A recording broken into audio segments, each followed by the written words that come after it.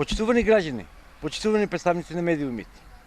Оваа пресконференција е мој соодветен одговор на предизборниот спот на председателот на ВМРО ДПМН Христијан Мицковски, кој деновиве се врти по медиумите и социјалните мрежи, а ги поминува сите можни граници на вкус и мерка. А што цела држава му се смее на Мицковски за неговата улога на исцелител, а и што спотот предизвика бура од реакции кај граѓаните кои тераат мајтап со лидерот на опозицијата. Ама улогата на оние кои учествуваат во спотот е до толку искарикирана што истите се доведени до степен на инвалидност. Ваквиот срамен спот ме навредува и мене. Предпоставам и сите лица со телесен инвалидитет, но е понижувачки и за сите граѓани на нашата земја. Господине Мицковски, вие може да влегувате во свој филм колку што сакате. Бидете сигурни дека мене не ќе можете да ме кренете од мојата инвалидска количка, но немојте да ги повредувате моите чувства.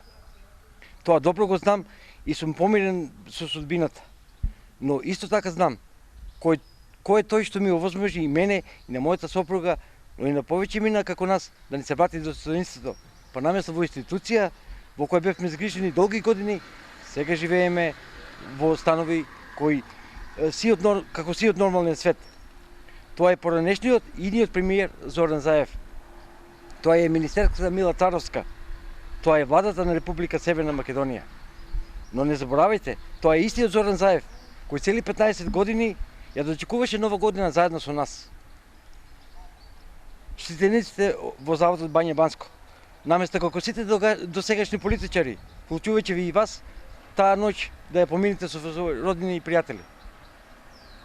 Тоа е истиот Зоран Заев кој ми укажа доверба да бидам кандидат за пратеник на овие избори во изборна единица број 4.